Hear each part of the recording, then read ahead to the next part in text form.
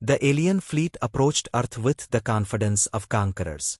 Their massive warships, sleek and biomechanical, entered orbit in perfect formation, their surfaces pulsing with an eerie, bioluminescent glow. They had done this countless times before, scouted, assessed, and then conquered lesser civilizations with mathematical efficiency. To them, Earth was just another primitive planet with an aggressive but fragile species, when they had studied for decades. The intelligence reports were clear. Humanity was divided, their wars had weakened them, and their environment was unstable. This would be easy. A calculated invasion, swift and decisive. The planet would fall within a matter of days, its resources harvested, and its people enslaved or eradicated if necessary. Their leader, High Commandant, observed the world from the bridge of his flagship, a vessel the size of a small moon. He had seen it all before. Earth would be no different. The invasion began with precision. Dropships descended through the atmosphere, their hulls glinting as they sliced through the clouds. Their ground forces landed in key locations, establishing forward bases with towering alien spires, their energy fields crackling with power. Mechanical drones swarmed out, scanning and subduing the local environment. Yet almost immediately, something felt off. The planet's gravity, which their scientists had calibrated, was denser than expected, making movement sluggish and putting unexpected strain on their forces. Their soldiers, bred for warfare in controlled environments, felt an unnatural exhaustion creeping into their limbs. The air, while technically breathable, was teeming with microscopic organisms their filtration systems struggled to adapt to.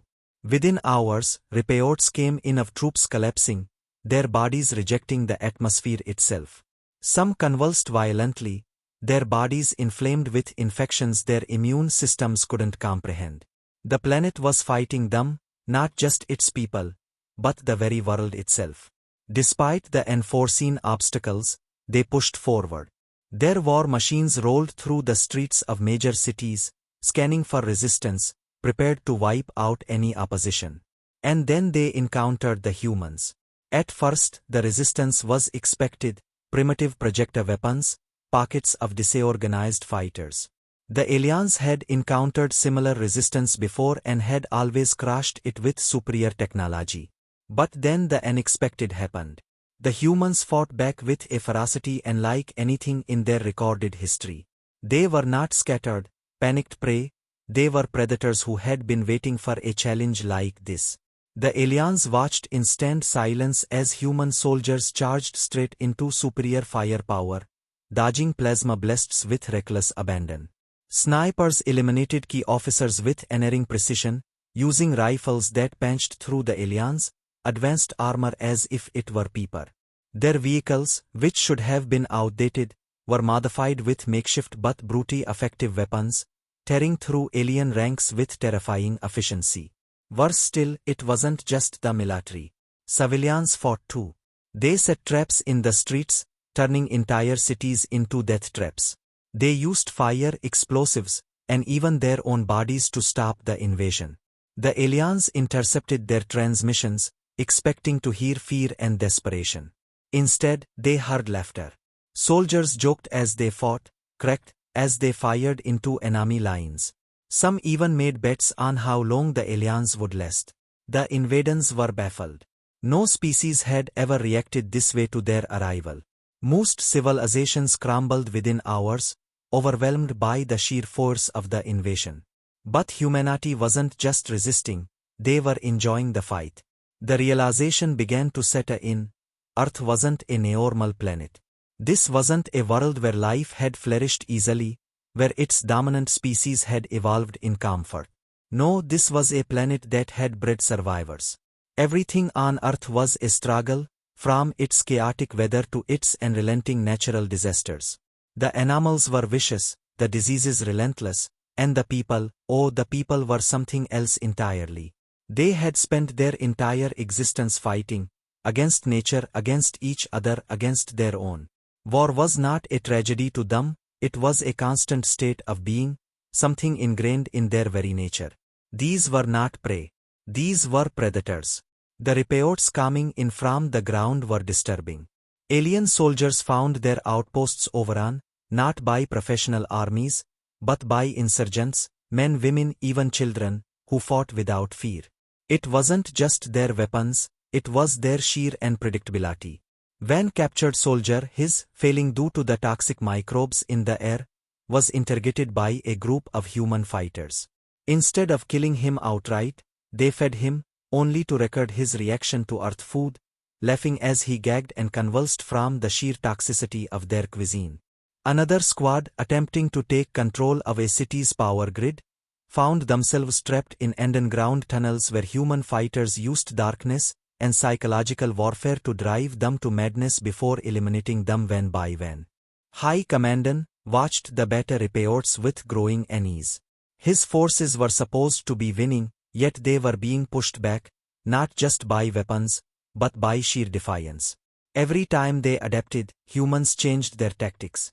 Every time they secured a zone, humans infiltrated it and took it back. No matter how many they killed, most seemed to rise from the ruins, laughing in the face of death itself. This was not a war, it was survival. And humans had been surviving the impossible for millennia. As stared at the planet below, now marred with wreckage and burning drop ships, he realized the true nature of their mistake.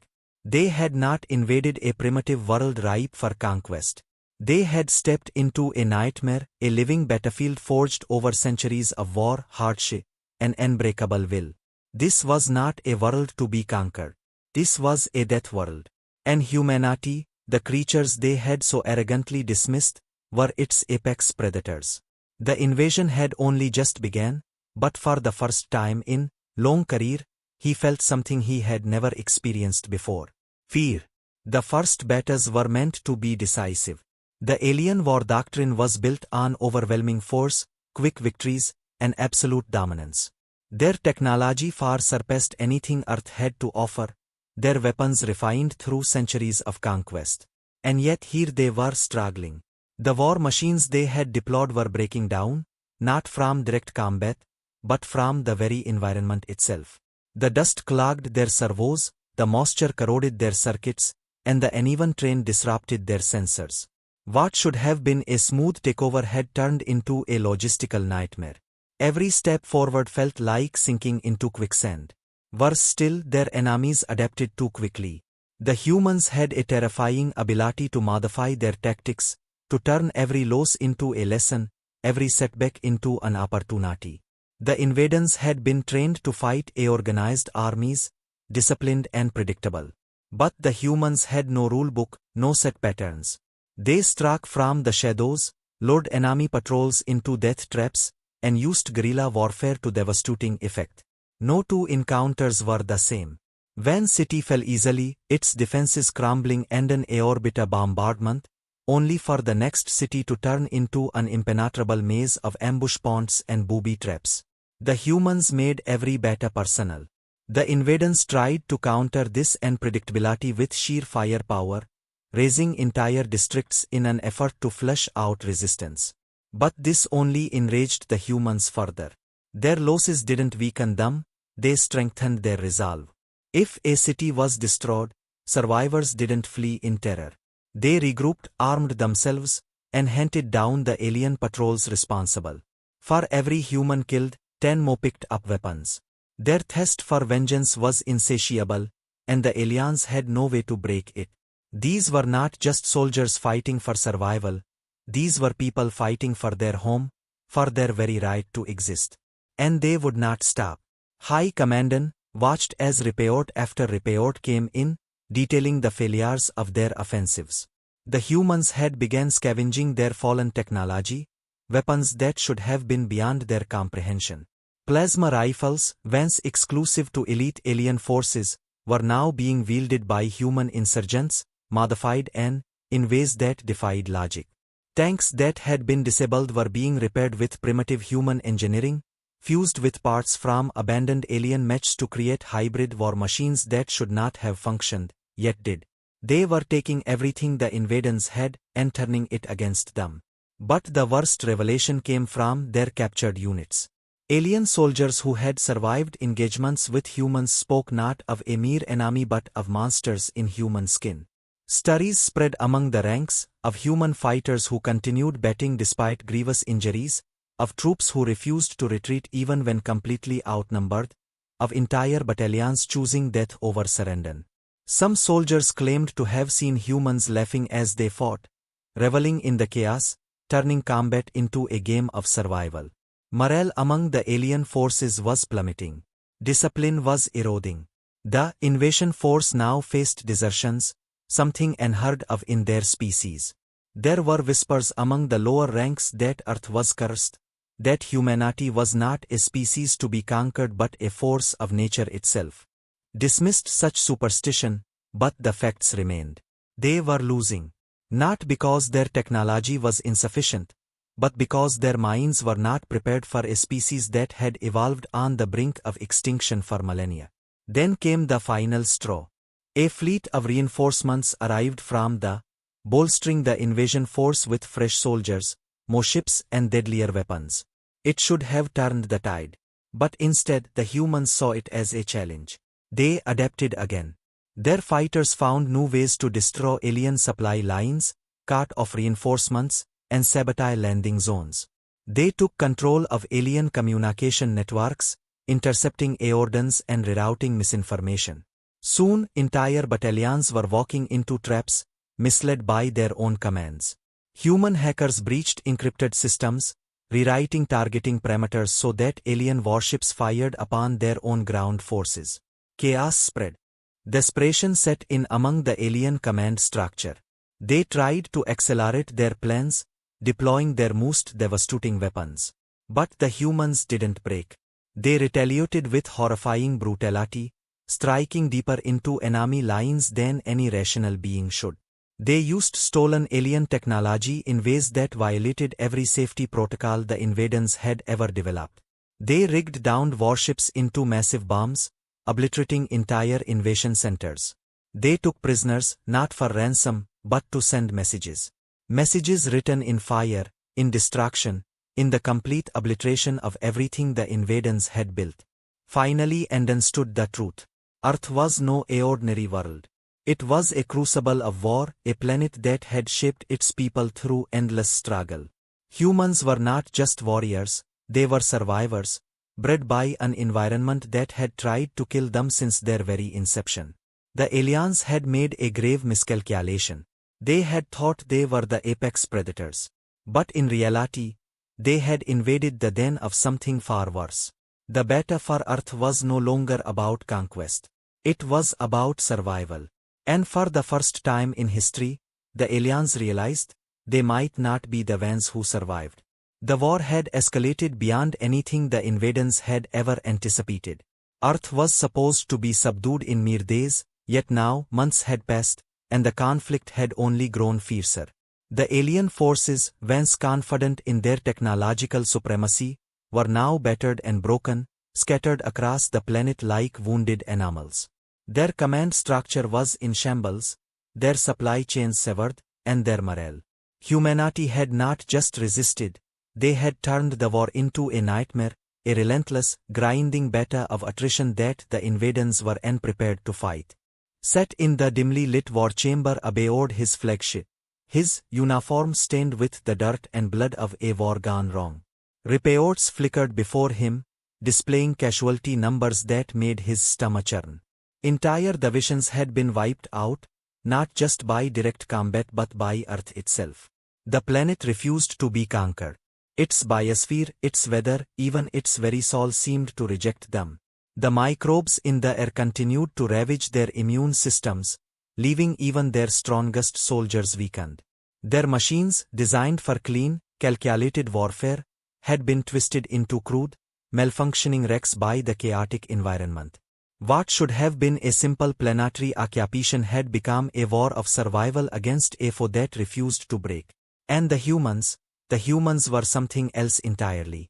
Had watched countless recordings of their battles, trying to make sense of their resilience. He had seen a squadron of human fighters take down a war mech 3 times their size using nothing but scavenged explosives and sheer audacity. He had seen a woman, half her body burned, still charging into enemy lines with a rifle, screaming in defiance until her final breath. He had seen soldiers amputate their own limbs in the field and keep fighting. Every logical analysis of the human psyche collapsed under the weight of their sheer tenacity. They were not merely fighting to win, they were fighting to make the invaders suffer for every inch of ground taken. The worst of it was that the humans were learning fast. What had started as a desperate defense had transformed into a strategic offensive. They had infiltrated alien bases, stolen data, and cracked codes that should have been unbreakable. They had started to use alien weapons with greater efficiency than the invaders themselves. Every time a new strategy was deployed against them, they adapted within days, sometimes hours. It was as if they had evolved for war itself. Desperation had set in among the alien high command. They had tried to enact a full planetary bombardment, an effort to wipe the humans out entirely.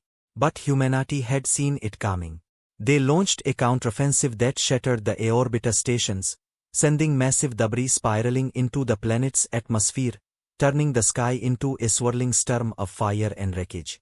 Entire alien ships had been brought down by missiles launched from underground bunkers, some from old Cold War stockpiles.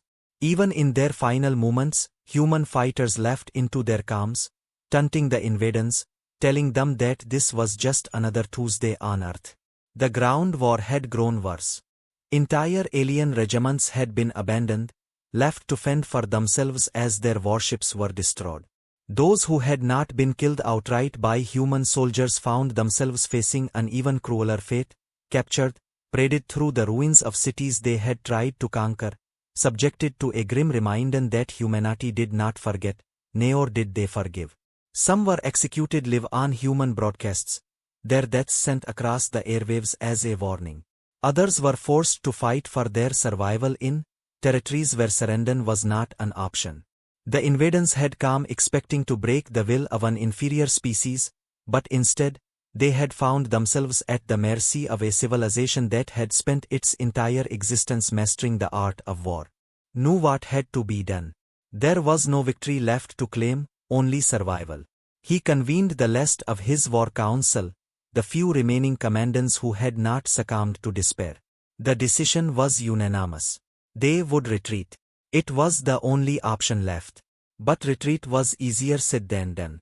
The humans knew they were winning, and they had no intention of letting their enemies escape. Every attempt to launch evacuation ships was met with immediate retaliation. The sky was a killing field, filled with fire, stolen alien technology, to hunt down any vessel that tried to flee. Entire fleets were wiped out before they could even break the atmosphere. The only hope was a desperate, coordinated retreat. A distraction. A final sacrifice. Issued the order, half of the remaining fleet would stay behind to buy time for the others. They would fight to the bitter end, drawing as many human forces as possible while the escape ships attempted to flee the planet. It was a plan born out of necessity, not strategy. He knew the fate that awaited those left behind, but there was no other choice. The battle for retreat was as brutal as the war itself. The aliens fought with every ounce of strength they had left, but the humans fought harder. They swarmed over evacuation zones, turning every landing site into a massacre. The last transmissions from the doomed half of the fleet were garbled screams, desperate pleas, and the haunting sound of human laughter echoing through the calms. Barely made it out. His ship was among the last to break through the atmosphere, its hull scorched, its engines barely functional. As he looked back at the planet below, he felt a chill run through him. This had not been a war. This had been a reckoning. Earth was not a world to be conquered. It was a world that consumed those foolish enough to challenge it. And humanity was not just another species. They were something far more terrifying. As his fleet limped away, he knew one thing for certain. They would never return. Earth was DeathWorld. And they had just learned, too late, why no one had ever conquered it before. The remnants of the alien fleet drifted through the void, battered and broken. They had escaped Earth, but not without cost. What was once a mighty invasion force had been reduced to a fraction of its former strength. Their warships, once symbols of unparalleled power, now limped through space like wounded animals, their hulls scarred, their systems failing. High Commandant sat in silence on the bridge of his flagship, staring at the remains of what was once his fleet. The retreat had been a nightmare. They had lost more ships in those final moments than in the entire war. The humans had hunted them down as they fled, as if determined to ensure no invader ever lived to tell the tale. They would not welcome them as heroes. There would be no celebrations, no honors for the survivors. This was not a retreat, it was a disgrace. Knew that upon their return, they would not be met with sympathy, only questions. How had they failed? How had a species so primitive, so managed to break them?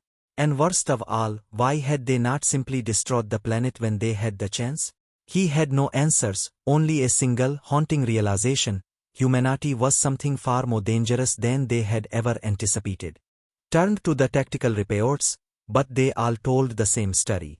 The humans had not won through sheer numbers or superior weapons.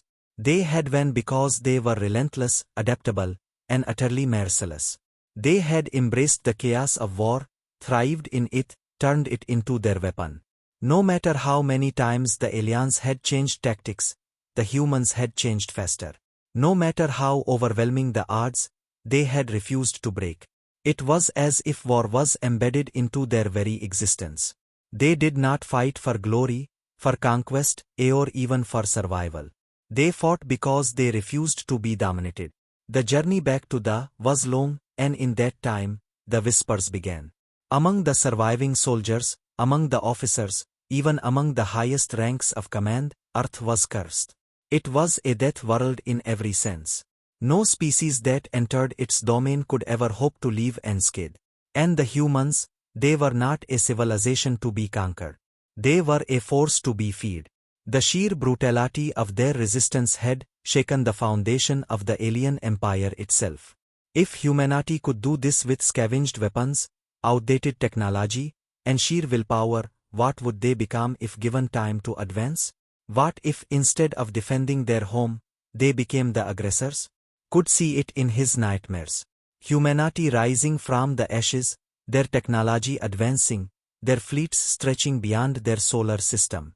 What would happen if they decided that survival was not enough? That vengeance was their next goal? The aliens had burned their cities, slaughtered their people, and tried to break them. But humanity did not forget. They did not forgive. If the day came that human warships darkened alien skies, would anyone be able to stop them? Doubted it. By the time the fleet reached home, the empire was already shifting. The invasion of Earth was a secret no longer. The High Council demanded answers, but the truth was too horrifying to accept. Earth was not just another failed conquest. It was a warning. A reminder that there were some places in the galaxy that were not meant to be claimed. Some species that were better left alone. But would the Empire heed that warning? Or would they make the mistake of underestimating humanity once more?